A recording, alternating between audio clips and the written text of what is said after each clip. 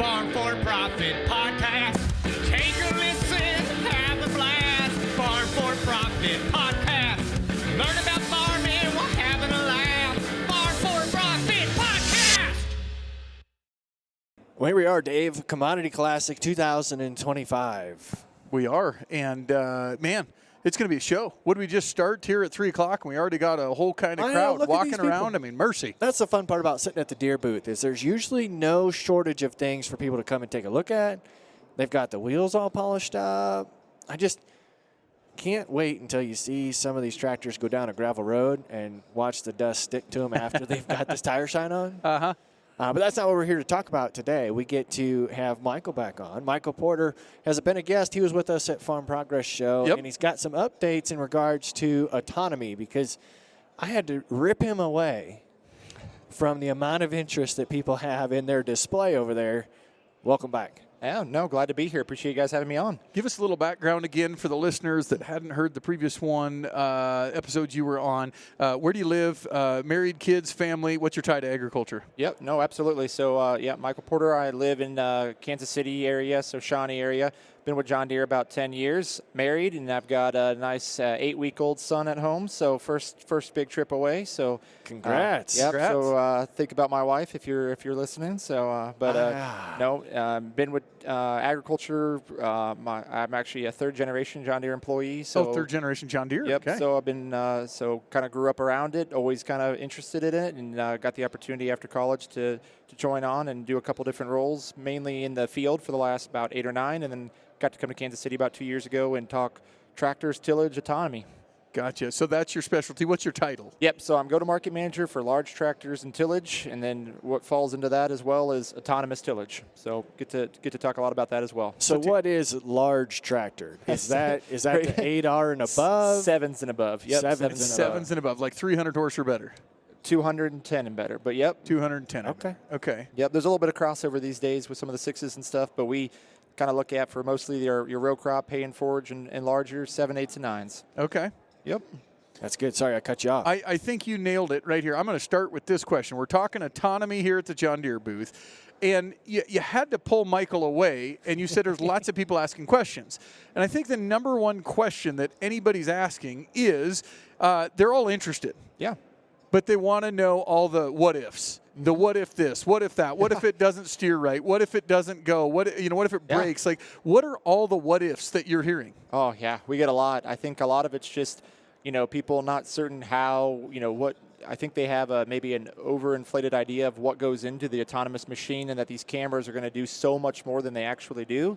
In reality, those cameras are just replacing you and I looking around and making sure nothing's out there. So they're not watching you go to the bathroom when you get back? Nope. Okay, fair enough. Nope, none of that. But it's mainly just replacing you and I, sitting in the cab. The rest of the technology that's operating this autonomous tractor is all the stuff we've had for many years. It's AutoPath, it's AutoTrack turn automation, it's implement guidance, it's using Ops Center and Ops Center Mobile. And really, this is just replacing that kind of safety, if you will. But the rest of that technology is stuff that's in our G5 Advanced bundle that customers have been running for many, many years. And so I think a lot of that what if is just getting them to think, what do you use on your farm today? And if they're using these technologies, it's like there's not that much changing. Other than now you get to step out of the cab and it's going to go do it for you. Maximize your yield potential with John Deere Planter Precision Upgrade Kits. Planting's one of the biggest factors in your farm's success, but we know margins are tight and a brand new planter might not be in the budget. But that's why John Deere gives you the power to upgrade. Boost speed with Exact Emerge, optimize product placement with individual row hydraulic downforce, Exact Shot, and Furrow Vision, or enhance efficiency with Exact Rate. Don't forget about the upgrades in LED lighting and the frame weight distribution.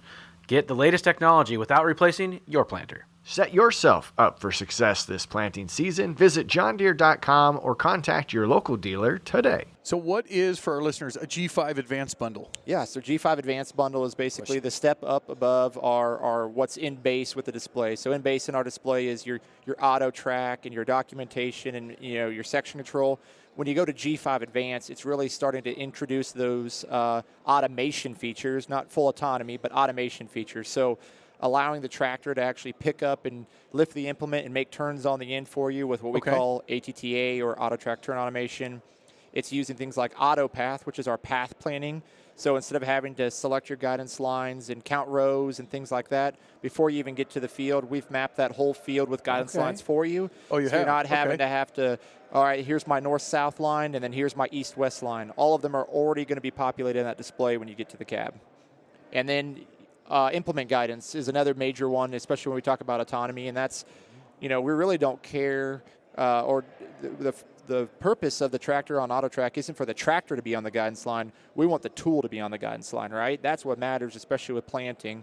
And so using that, it's taking the tractor off our guidance line to maintain the implement being on our guidance line. Tanner, your family has some big tractors, and they have big planters and a lot of technology already in their system, more than I have. Do you guys have where it automatically turns on the end row? So I know that it's capable. We don't utilize that. Yep. And to me, it's fascinating because I love watching the videos that you guys put out and the demonstrations of how perfectly that planter makes the turn and how perfectly it's raised and lowered. I mean, I get it with our row shutoffs. I'm not overseeding like we used to. Yep. But still, it's super cool to see how precise that gets. Anymore we're a lot of the big low-hanging fruit on efficiency has been taken care of with AutoTrack and stuff, and now we're looking for how do you incrementally, right, increase your efficiency by maybe 1%. And what we actually found with ATTA, which is the AutoTrack turn automation and AutoPath, we can save almost 10% efficiency on our turns, and so that's a pretty big number when you start thinking about how much time you actually do spend on a field turning around on the ends. But knowing it's going to be perfect every time and you don't have to back up that planter and get recentered on the line, it is nice. It's a good value for our customers, but it's also an ease of use thing. So we're at Commodity Classic, but just not 3 weeks ago, we were at the National Farm Machinery Show in Kentucky. We're at Louisville, and I got the opportunity to ask the crowd, how many people have a John Deere tractor? Everybody. There are 150 people. We were in the John Deere booth. And everybody raised their hand. And then how many people have a display? And how many people use an A-B line? Everybody did that. Yep. Past that, nobody did anything. Yeah. So just like Tanner said, he thinks that it can do it, but they're not utilizing it. Why? Why are we not using automation? That's a great question. I think sometimes it's, not wanting to give up the control. I think there's a big part of that. I also think probably the bigger part is I think a lot of our customers think there's a lot of work that maybe goes into setting that up. And the first time there is, sometimes it is getting out and making adjustments to how that's turning, when it's picking up, getting your timings right. But the great part about the tech is once you put that work in up front, after that, it's pretty easy rolling. But it's just getting customers to understand that after that initial workload, it gets way easier. And that's probably the hardest part to get them to overcome. I'd say the other one is, do they know that they have the ability to do it? That's, sometimes an awareness thing, too. That's our job. Yeah. That's why we're having the conversation today, because you were standing right here before we got on the mics, and you've got cool announcements that we will get into on the upgrades. Yeah. But you said there's a potentially that you could upgrade back to a 2020? Yeah, so most of the autonomy stuff we talk about, if we take an 8R, for example, we're able to take all of this tech from the full autonomous solution we'll talk about, but even the displays, the latest and greatest display, replace your Gen 4 display in your 20.5 and newer 8R and put a Gen 5 in there.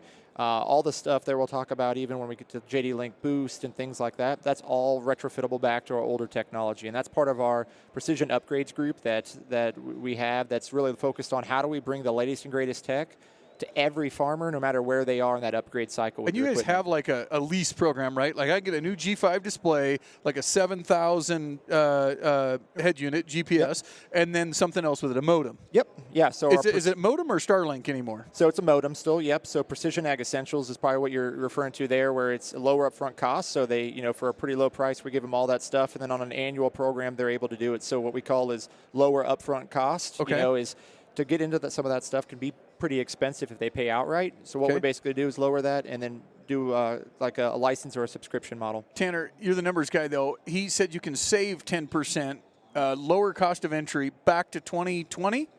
Yep, models back to, manufactured 2020. Okay, so when I think autonomy, I think no driver. Can I do that now? I want to do that now. I have a busy schedule. I have no time. Can I go full autonomy today? Yeah, so tillage we can. So that's kind of what we're showcasing here today. So kind of the launch is over the last few years, we've shown our autonomous kind of solution and what we've been piloting with customers around the Midwest. Okay. And here today what we're showing is our next gen camera system that we're really coming to full market with. And so that's if you look on the cab line of the equipment on the two tractors we have here, it's kind of hard to almost see, but there's cameras on 360 degrees all the way around these 2 tractors here. And what we're kind of showing here is that it's here. You know, we have autonomy-ready tractors. We've talked about autonomous-ready tillage. Now we're actually showing you, here's the camera system that you can put on these machines and go run autonomously. And so we're really making the step from what we called our paid pilots and where customers were trying it on our tractors to we're installing this spring and into the fall and into next year on our customer machines across the Midwest. Okay, so you said earlier, if we got G5 automation, auto turn, auto mapping, we got implement guidance, so you're ready to go today. Now I have worries. Okay. Back to the trust issue. What if I have a tile inlet there? Can those cameras see it? Yeah, so our tile inlets can normally be detected pretty easily. What's it do? Does it just go around them? So you have a couple options. It'll stop, and then it'll alert you and say, hey, there's a tile inlet here, right? And it says then, if it says, would you like to continue, you'd probably say no. And again, it'll only let you continue if it's kind of within the scope of things that we think it could go over, right? So maybe it's a garbage bag or something. Or a washout. Yeah. But if not, you'll have what we call route around. So route around means it'll go ahead and it'll drive a circle around it, get back on the guidance line and continue. The thing is, then you'll have to come back and probably clean that spot up. The other option is, let's say it comes up and there is a big washout and you're like, oh, I don't want to do this until I get that fixed. You can have it stop. And the difference from maybe a tractor you're used to today is if you tell it to stop, you can actually then have it actually shut off the tractor so it's not going to idle for you for a couple hours. How are we telling it to stop? A phone? Yeah. John Deere Ops? Operations Center Mobile. Yeah, everything from that tractor is controlled right on I'm going to get a text that says, my tractor stopped because Tanner got in the way because the banker came out. And when the banker came out, he tried to get in the tractor, and I wasn't even there. And it noticed, and it stopped. 100%. Yeah. And then safety's number one. Does it send me a picture of Tanner, like ring doorbell? On it. Can I be like, hey, Tanner, I'm not in the tractor? So today, that's good. Yep. So today it actually sends it off to what we call our John Deere intervention team, and so actually there'll be people who will actually look at the image and say, you know, is this something we can continue to do? And that's most of the time these smaller, say a bag in the field, something like that. And if they think, yep, we're good to go, they'll continue. Now, if they decide this isn't something that they can make a decision on, it's that washout, it's that tile inlet, it's that person in the field. Okay. It's going to do what we call a demotion. It's going to demote the machine. It's going to alert you and tell you that you got to come out here and fix that there's a person standing in front of you in the field. Got it. Those are kind of the high level. If you were like, that's the DEFCON, you know, top level, if you will, and those are true safety problems.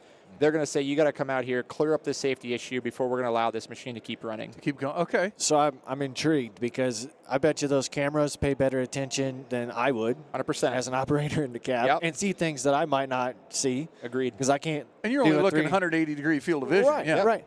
And secondly, I bet my nephews wouldn't drive around that tile washout or tile blowout like this tractor would to stay safe. They'd probably still try to get as close as they could, and I'd probably still get a phone call telling me that there was a problem of some kind. So on the app, can I just tell it, hey, lift up that CC13, lift it up, go through the waterway and drop it back down? Or is that a decision I can make on the go? Yeah, so it's a way you can do on the go. And then for the waterways, you would still, just like you probably map your fields today, we're going to use those same mapping boundaries to execute going through a waterway, what we call passable waterways. It'll lift up that tool by itself, go through the waterway, re-engage, and go. Tanner, you got me wondering, like, is there a, you know how if you get a DUI, you got to, like, blow into the thing. Is there something on your phone that says, I haven't been drinking, let's make the decision to drive over Tanner, go ahead and go forward? Like, can't do that. No. So it's smart enough to recognize people, animals, cars, that it won't let you override those things. Okay, fair enough. Now, is it smart enough for me to understand that my tillage tool is plugged? Ooh, good question. So today, not in the way that I think most of our customers are looking for. We're working on ways to do that. So today we're doing some of this, what we'd call like blockage or performance metrics. We're working towards a lot of those. Today I would say it's not quite there. But what we can do is you can dial into any of those cameras around the machine at any time. And you can watch it from home. So you can watch it from home. Now, there are some thresholds we have in the machine, so that way it doesn't just continue to run. So if all of a sudden the wheel slip starts to drastically increase. Because you're starting to drag it. You're no longer making a beaver hut. Now you're actually making a beaver dam. So there's some of those that it'll pick up, but probably not to the level that we want today. But we're working on ways to put new sensors on the tillage tools, to put camera system learning as the cameras learn to pick up things like streaks in the field, right? Where all of a sudden I see a plug, or maybe my rolling basket isn't rolling anymore, right? We're working on things that can help enable that next step of what we call performance monitoring with the machine. today a little more simplified. Yep. So this CC13, this would be a disc chisel. Yes, chisel. I'd call it a Coulter finisher. chisel. Yep. Because it's not a disc ripper. Nope. This nope, would be the it's chisel side. Twisted shank. Yep. Yep. More of your, we call it a primary tillage tool that's probably not, deep ripping, but wants to break up compaction zone and leave a pretty good finish. Yep. So do we have operation speed limitations? I'm thinking of vertical tillage that's meant to be, or a high-speed disc that's meant to carry a faster speed. Yep. Is autonomy ready for all speeds of action? So up to 14 miles an hour is the target, especially with the high-speed disc. So that's what we're introducing here, as well as the first viewing of the high-speed disc that's autonomy ready. And so that we can limit it. Now it's all up to hooking up to the implement. We've talked about, do we put limitations in based on these tools so they can't go too fast? I'd say today where we're at is, you pick the speed that you want your tillage operation to work at, and then as we get better and better, hope to be able to unlock higher speeds with higher tools. But today, we have kind of the bases covered. Michael, does it remember my field from last year? So here was a tile line. Here was where let's say I use a planter. Let's not go tillage. Let's go planting. Does it remember what I planted? Can't plant yet. You can't plant yet? Not yet. Nope. Wah, wah, Yeah. I'd say planting is one of those. It's definitely one that we're looking at and addressing. I'd say it's one of those that customers today have told us, I have a hard time giving up the reins on, right? Okay. That's an important task. And I think the barrier to entry for customers to accept a little bit of risk is tillage. See, I picture somebody with like 8 monitors in front of them, like a stock trader, but we're farm sim anymore. Yeah. And so until this screen flashes at us, we're not really worried. We're going to go have a coffee, sit there in our 100%. breakfast nook. We'll watch 8 screens, and then it'll pop a text message up and say, hey, something's plugged, and we can look at camera view 1, 2, 3 on each of these monitors. I kind of see that as where we're going. We're actually hoping that they're not sitting around just watching it, right? We want to build up the trust. We want them to go do something higher value than what they're doing today. Oh, fair enough. Money, time. Today, time right? Money. Marketing your grain, or if we're talking about tillage, I think about in the fall trying to stay right behind that combine, right? We want them running the combine, moving grain around, and this is right behind them finishing up tillage, or probably maybe from a timing in the spring, they can go to bed at night, let this tractor go run, and when they wake up in the morning, they got a field ready to plant on, right? We run more than one at a time. If I'm a big operator, I got 10,000 plus acres. Can I run 5 of these at the same time in 5 different fields all on my same app? Yep, 5 different fields. Yep. Today we don't have, as we're working and getting better over time, we don't have the ability to run multiples in one field. Okay. We're working on that. But multiples, we have customers that, are looking at, I want 2 or 3, because I think that's where the multiplier comes in, right? Maybe you have one guy or gal managing 3 of these tractors, and they're moving them around because today, obviously they can't drive themselves down the road. You got to move them. So now this person is moving that tractor field to field, and they're managing 3 of them instead of just operating 1 in tillage. Right. Yeah. That's cool to know that we're just almost, the tip of the iceberg's already exposed itself. You're farther along than just the tip of the iceberg, but there's so much further to go. Oh, yeah. The good news, capabilities of this. Yeah, and I'd say the good thing is, you talked about planning. All the things we learn about when we're learning about tillage, right, we're going to be able to apply. And so as we get this really, really locked in, and I'd say it's getting very, very close. There's some of these performance things, right, that people want.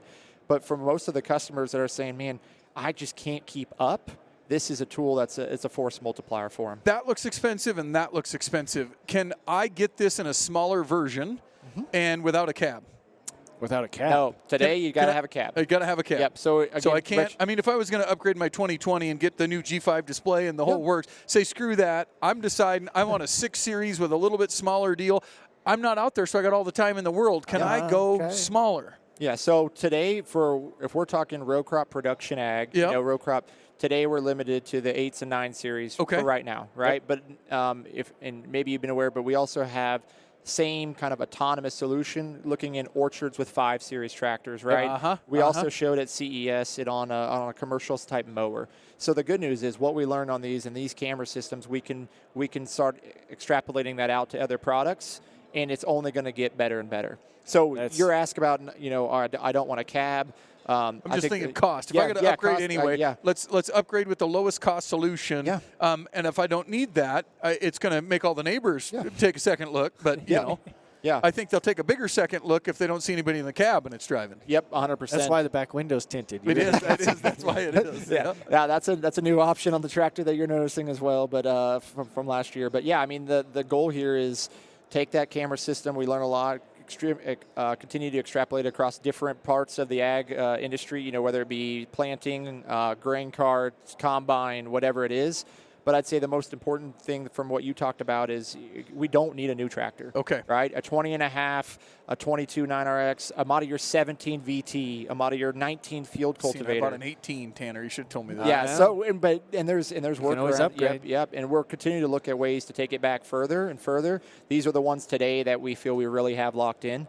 And that there's a large population of out there. Michael, we talked tillage, and you just mentioned harvest and grain carts. I know that you guys have the sync where if Tanner's in the combine and I'm in the grain cart operator, he can say, I'm taking control and control me in. Can he do it without me in it, period? Can he just call from the side of the field, say, I don't have another guy. It's just me. I'm in the combine. Hey, grain cart, come my way. I'm ready to unload. Can he do that right now? Nope, not today. We're getting there. I mean, that's another one that I'd say we hear from customers that says, you know, grain cart is another time of year harvest, right, that we're trying to free up labor. I'd say today what we're doing is we're taking maybe an operator out of the tillage tractor, and hopefully they can go there. But we are showing at the show, I won't steal maybe their thunder, but auto unload where we're taking it maybe a step further than it has before. Instead of you having to bump and move that grain cart up and back, it's going to do it for you. We're excited to have that conversation. I know we get to have that later on in the show. But as we kind of wrap up our chat today on autonomy, how are you seeing your early adopters implement this? What's been the most common way? You went from let's do paid testing to now let's customers run with it. Yeah, I'd say, you know, they're figuring out, you know, today the system, it takes, you know, mapping your boundaries and getting some of those things figured out and having to move it around. And sometimes maybe the field is really odd shaped and there's those field inlets that we're talking about. What we've seen some of these customers do is, okay, I know where those difficult spots are. I'm going to have one guy, and all he's going to do is he's going to go do my boundaries, right? And he's going to go disc maybe around those field inlets, and then they're going to bring the second tractor, that's the autonomous one, over, let it run, and then they don't have as many interruptions and stuff, right? So they're trying to maximize, how do I let this run? You're literally treating it like a 10 or 12-year-old kid. Maybe we can't say a 16-year-old kid. You go out there and go around. Yeah. And so I'm going to go get the field ready for you, and then I'll let you go do 100%, and then do those. And the other thing I'd say is they're learning that, okay, the smaller fields, you know, letting it go run autonomously, maybe they don't take that long, so it's hard for them to go do that next activity, right, that provides a lot of value. So they're saving their bigger fields for the autonomous solution to go at night, right? And so maybe they're doing the small fields with that tractor during the day because you can still run it because there is a cab, and they're driving it, and they're going and doing their tillage, but when they go to bed at night, they're letting it go run on that field that, you know, just they'd like to have done by tomorrow. And although we're not there yet, we could use the same tractor for planting, but now give me an operator. Yeah, I got you. Exactly, and that's why we that's true. we have just the because cab. it's autonomous. Just because, doesn't mean you can't also drive There's it. tons of other applications that people use these tractors for, and we don't want to take the ability from them to do that. So when you use Google Maps to get here, do you trust it and you just say go, or do you like cross-reference it somehow? No, I pretty much trust it. I think we're there. We've been not there, but we have so many devices. We just trust that it's right when we get there, that DoorDash is going to show up. That Uber is going to come, and we're waiting for the little thing on the map to just show up when it's there. If you've ever ridden in a Google vehicle, those are pretty awesome, but it's kind of scary when you're sitting in the back seat. Are all of our farmers and consumers across America ready for autonomy? I'd say we still got some work to do for everyone, right? There's a lot of the stuff that we talk about, you know, the enabling technology that we need them, you know, the biggest thing we need, for number one, is autonomy-capable boundaries, right? Mapping those fields, the boundaries of them with a super, super accurate signal, SFRTK or RTK, so that way when you talk about knowing that it's going to get there, it knows where that field is, right? It knows everything about that field.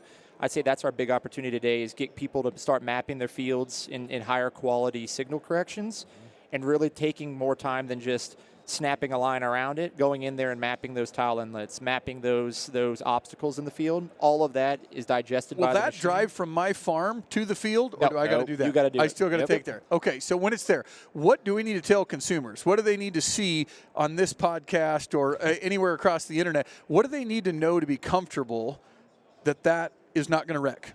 Yeah, I'd say the biggest thing is start using some of our advanced technology we have today because that's what it's using. Let's get more hands raised. Yeah. The auto track turn on, 100% auto path, the boundaries being mapped. Those are all the things it's using. And really all those cameras are doing is replacing you and me in the cab. So if they start to trust the auto track turn automation that we talked about, the auto path and their boundaries, there should be no reason they can't trust the how camera long has that system. technology been being used? So we're using older technology that we already have put all together in G5. Yep. What, 2 or 3 years now? We've already been using this. They just maybe didn't call it automation. Yeah, we had them in our what we call our automation 3.0 and 4.0 bundles back on the G4, but now with autonomy for the processing power, we really want that G5, and the G5 display has been in our large tractors since 2024, but that technology has existed back.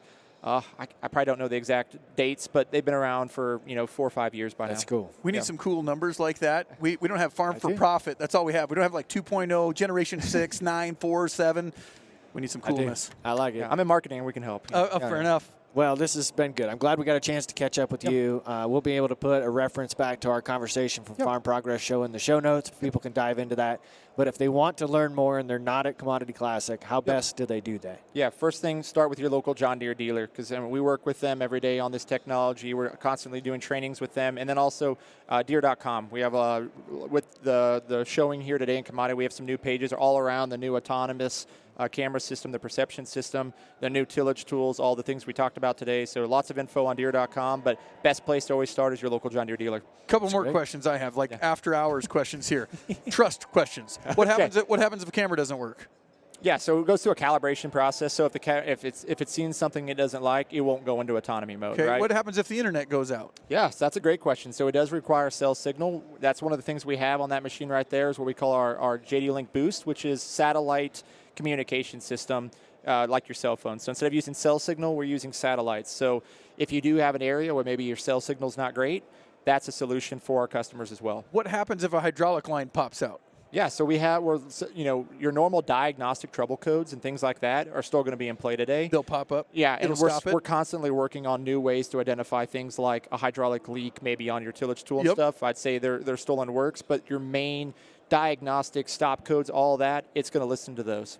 Okay. Fair enough. Those are good questions. Yeah, they are. Usually I get mad at you after you continue the interview, but Just no, keep thinking of getting people ready. We're at the John Deere Ready booth, and we're talking about getting you ready for autonomy. It does say ready about 700 times. It does, like right there. Yeah, that's cool. No, we're ready for it. Yeah. Thank you again. Yeah, appreciate you guys the having me time. on, and hopefully you guys get a chance to get to experience the autonomous solution at some point. We'd be happy to show you guys around next time. Awesome. Yeah. Thanks for having me. We're up. You guys need a button in the cab on John Deere Ops. Well, we're not doing anything, and autonomously it's going. Farm for Profit Podcast. There you go. You There are you going go. to lobby that until it happens. You're pretty good at that. That's awesome. Thanks for your time. Thanks, guys. Yep. You bet. Hey, listeners, welcome back to the Farm for Profit Podcast. This is Tanner. Corey's here. And David's here too. Sitting in the Deere booth, Commodity Classic 2025. We're Under going the boom. The under the boom stage. That's what we're going to call it. Under the boom. Under the boom. Under the Hagee boom. We need a T-shirt printer. You guys have all kinds of good ideas for shirts. We do. We're coming up with a bunch of good ideas today. We should be writing this down. Some good ideas. You know what the best thing about us not having to take notes is everything we do is recorded. That is so fantastic. we kind of have all of your bad ideas Right. curated. Yeah. Heck yeah. But we're not here to talk about bad ideas. We're here to talk about good ideas and things that are definitely benefiting our listeners and their harvesting capabilities. So my pleasure here to have Bergen join the podcast. How we doing? Bergen Nelson? Bergen Nelson. He's got two of the names of really good friends of ours. Yes. I'm surprised you called them good friends, but They're good friends. They're good friends. So what do you do for John Deere, Bergen? Yeah, so I'm a go-to-market manager for harvesting equipment, mainly focusing on combines, self-propelled forage harvesters, and cotton equipment. I would say the bulk of my time is on combines and definitely what we're showcasing here today at Commodity Classic. And how long have you been in that position? I've been there a little over almost 2 years, close to 2 years, and been with Deere almost 10 years. Okay. Oh, wow. what'd you do before that? Before that, I was a territory manager in Wisconsin, so managing our relationship with our John Deere dealers there on the sales side. Okay. Where are you based out of now? I sit in Olathe, Kansas, where our marketing and sales office is, and originally grew up in Illinois, west of Chicago, about 45 minutes, and moved around a few times with Deere, but currently reside in Kansas. Nice. Well, yesterday we geeked out on See and Spray technology. Today we're going to geek out on the combine side of things, but both are using cameras from what I understand. What is this combine automation that we're looking at? Yeah, so predictive ground speed automation of the camera system that you're talking about, we have 2 cameras on the front of the combine that look out about roughly 28 feet in front of the machine and measure crop height and density. And then we're feeding satellite imagery in from the growing season through Operations Center. And so when the combine's harvesting through the field during the harvest season, we're comparing what we're seeing real time through the stereo cameras on the front of the machine to the satellite imagery to speed up and slow down the machine automatically. That's really important to keep the machine full and operating at maximum productivity all day long. And as operators are harvesting in the field, right, we're always on the throttle, always on the stick as the crop is varying in yield. And so that camera system and the satellite imagery allows us to do that all automatically, really improving the productivity of the machine over a full harvesting day, weeks, months, the season. Where have you guys been? We just got back from the Custom Harvesters event where operators from across the country couldn't stop talking about Steinbauer performance modules. Yeah, they're seeing up to 25% more power, better fuel efficiency, all with smarter injector duration and not altering the rail pressure for safe and reliable performance. If you're looking to maximize your machine's potential, go to steinbauer.us and tell them Farm for Profit sent you to get yours today. So the automaticity of this feature. Is that a word? What's a word? Automaticity? What?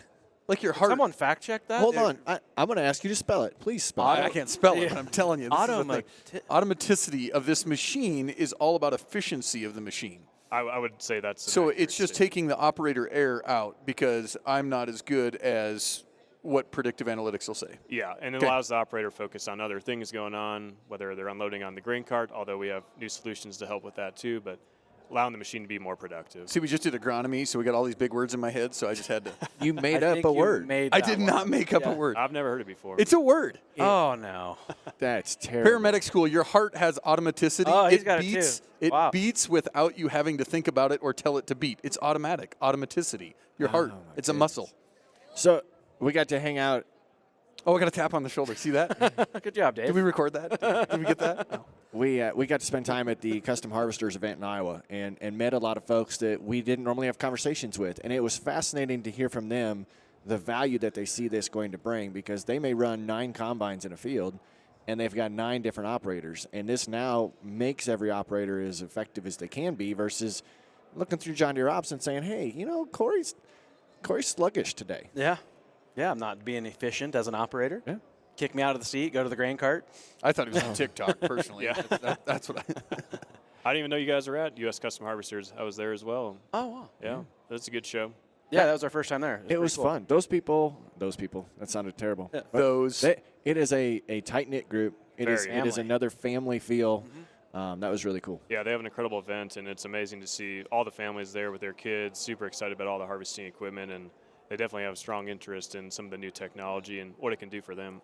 Yeah, one of the things they brought up is, you know, you said always on the stick. It's operator fatigue, especially as the season goes on and goes on. You get worn down. It's like day 3 of a trade show for us. What are you talking about? We're still here. No, we're good, but we get to the day after it. It's like, Oh, yeah. whoa. Yeah. Because if we're relating this to profit, right? So if his combine runs more efficiently, does it save fuel? So with some of the changes we made in 2025, there is fuel savings with the new machine. So 20% increase in productivity through the cameras and burning about 10% less fuel doing it. Really? When I think of combine automation, it was never the cameras outside. It was the cameras on the inside. Yeah, that was our first step in combine automation was Combine Advisor, using the cameras on the clean grain elevator and the tailings elevator and the loss sensors and the separator and the shoe to automatically change concave, fan speed, sieve, chaff, which we have that now as well, but improving upon that with the cameras on the front of the machine. So are both systems operating together then? They can work together. They are referencing different, perspectives or points to do their job. Whereas the camera system you just referenced is really looking at what's coming through the clean grain elevator and the tailings elevator, and then looking at how much loss we're having on the rotor or the shoe, and then it's making a decision to change any of those 5 main combine settings. Right. Yep.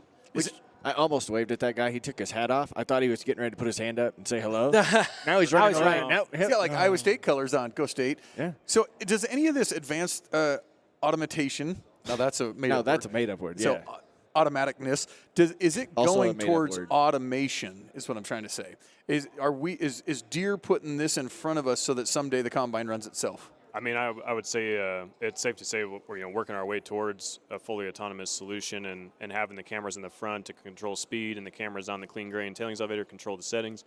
It's building the building blocks to get to that state at some point in time. Yeah, it was neat to see all this in Des Moines before coming out here to Denver, and we had the conversation too about it. If the combine always stays full, now you're consistently getting a clean grain sample, which that translates even further down the road as to why clean grain samples are important. Yeah, 100%, and that's really what the predictive ground speed automation system is trying to do, is make sure it's full all the time. Our combine does the best job when the rotor is full all day long, no matter what crop it is in, and it takes a lot of operator intervention or controlling the stick all the time as hopefully their yield's not varying too much, but we know that happens depending on where you're at, and it's a lot of work to do. There is a fine line between running her full and plugged.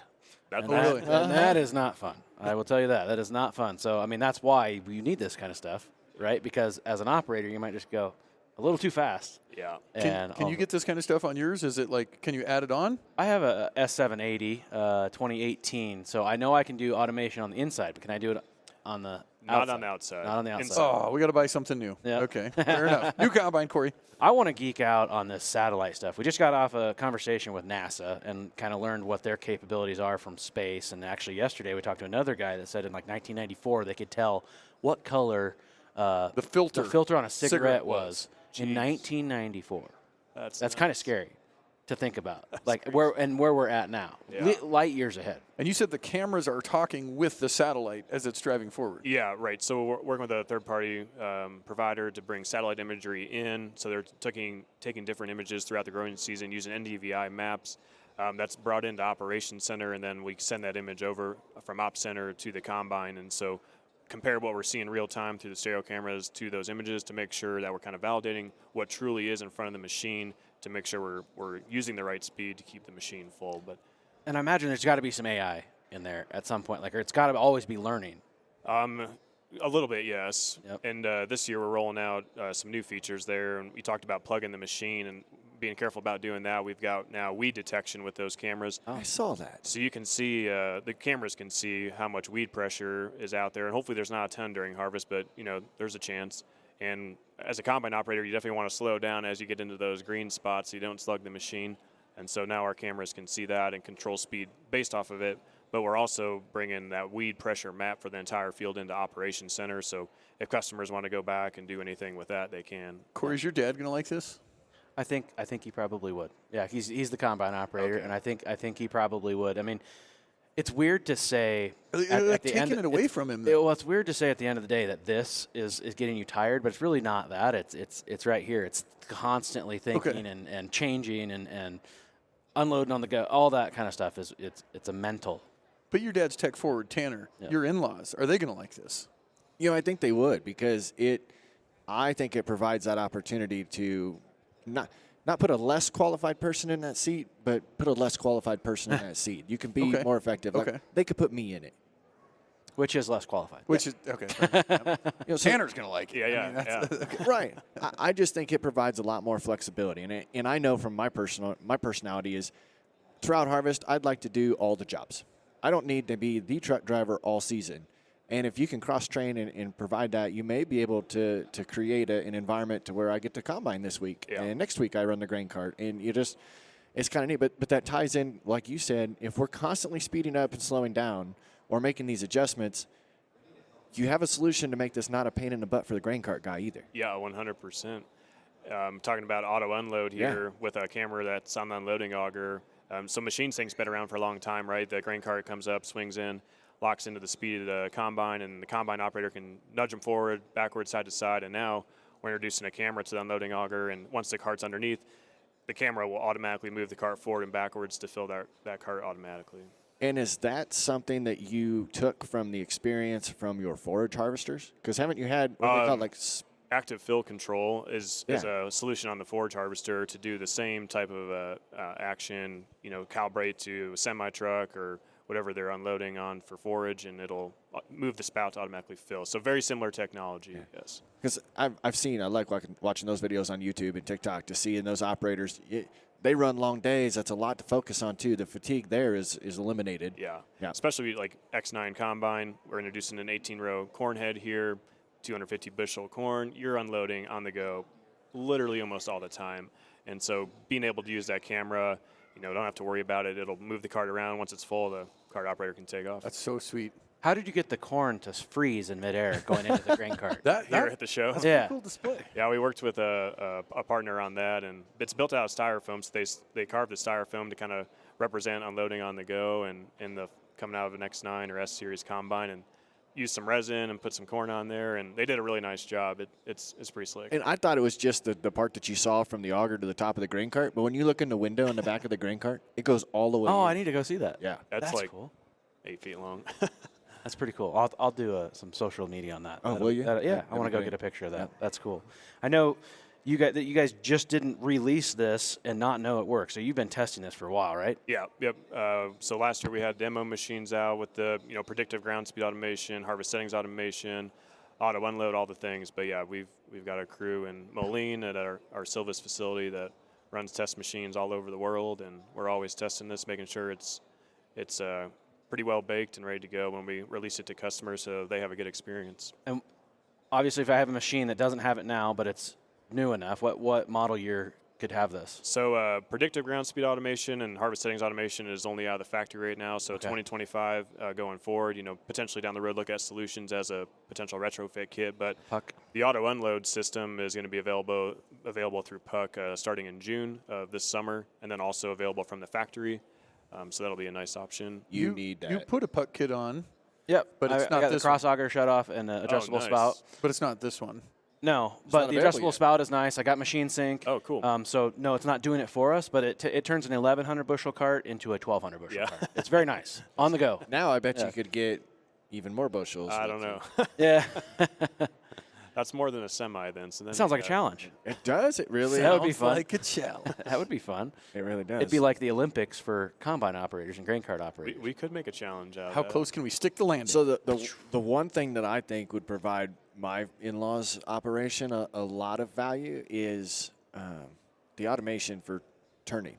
Oh, right? yeah. Come in and out, and you can do that, right? With Yeah, we've had that out for a season, auto track turn automation, and now for 2026 we'll have incorporating head raised lower automatically. So I want to know how that works, because I don't know how my father-in-law's brain works, because it seems like he pulls into this land, and then when you expect him to go on the outside, he turns right around and goes to the inside, or he goes to cut a new path, and I'm constantly wondering where he's at.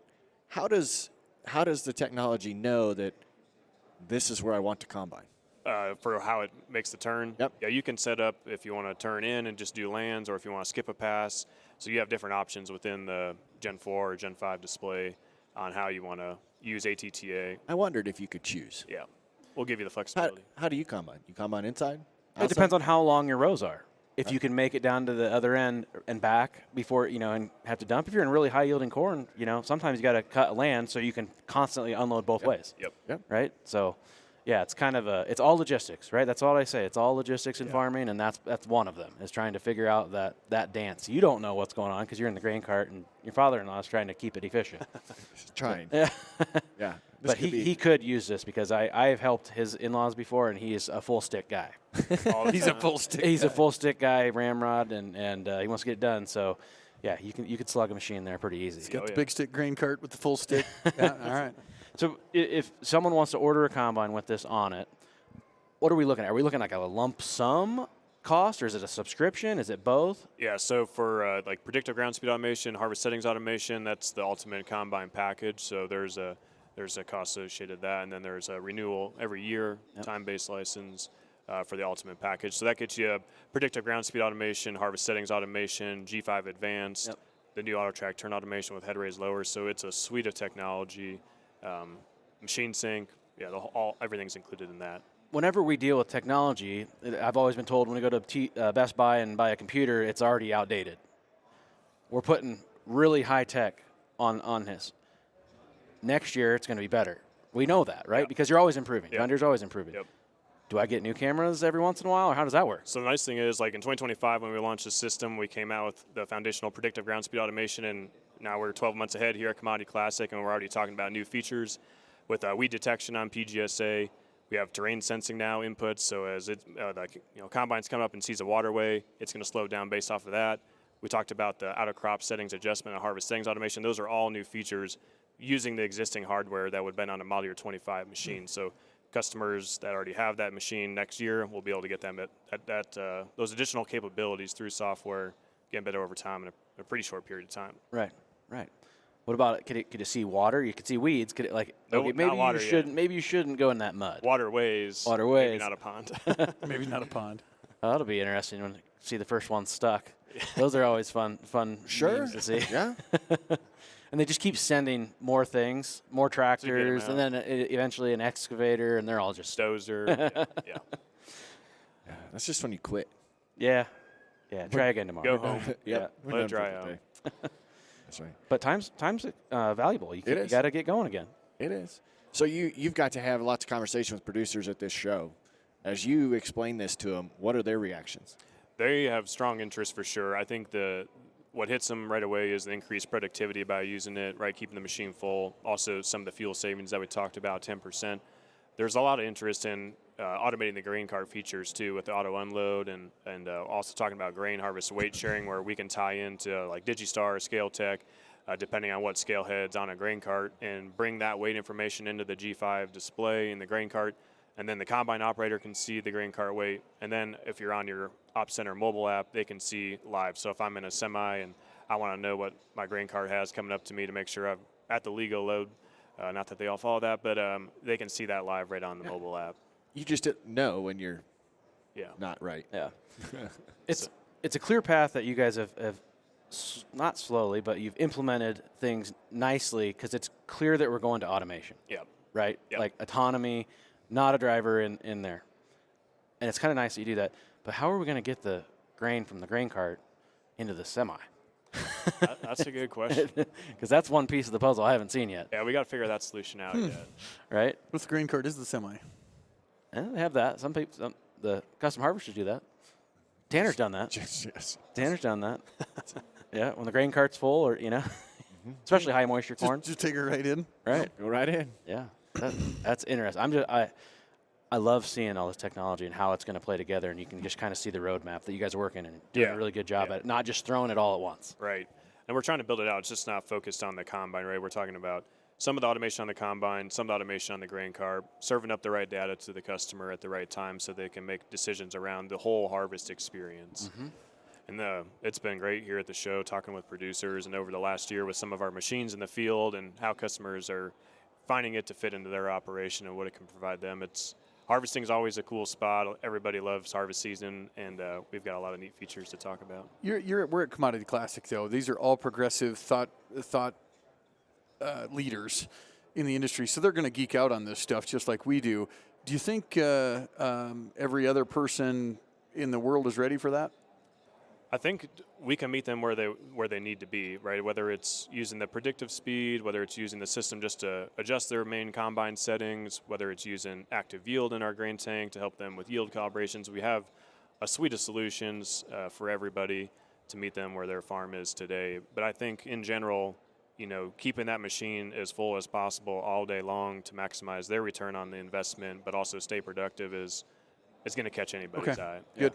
I think it's like any technology. There's the early adopters. Yeah. Right? And they're going to figure it out and get the benefit from it early. They see the value, and then eventually the next guys and the next ones, and down the line. So it'll take a little bit. Yeah. And it's important for us to do it right out of the gate and get really good word of mouth through customers, those early adopters like you mentioned, and spread the good word that they do see the value in what we're providing.